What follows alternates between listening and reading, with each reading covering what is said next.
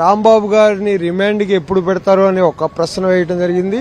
నేను లీగల్ గా మెమో తీసుకోవడం కోసం వస్తే ఐఓ గారిని అడగమన్నారు.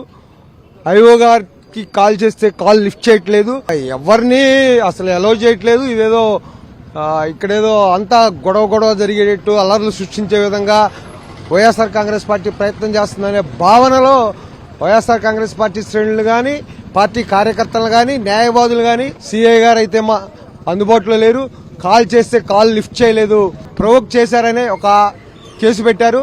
ప్రొవోక్ చేయడం జరిగింది. అతను మాజీ మంత్రివర్యులు ప్లస్ 60+ దాటిన వ్యక్తి. ఒక వ్యక్తిని తీసుకుని వచ్చి లోపల పెట్టి మరి ఈ రోజు రిమాండ్ పెడతామన్నారు. ఎప్పుడు పెడతారో, ఎంతసేపటికి పెడతారో తెలియదు. మెమో అపియరెన్స్ ఇవ్వడం అలౌ చేయట్లేదు పోలీసులు. ఇది కేవలం తెలుగుదేశం పార్టీ ప్రభుత్వం చేస్తున్నటువంటి అనాగరిక చర్యగా భావిస్తా ఉన్నాం.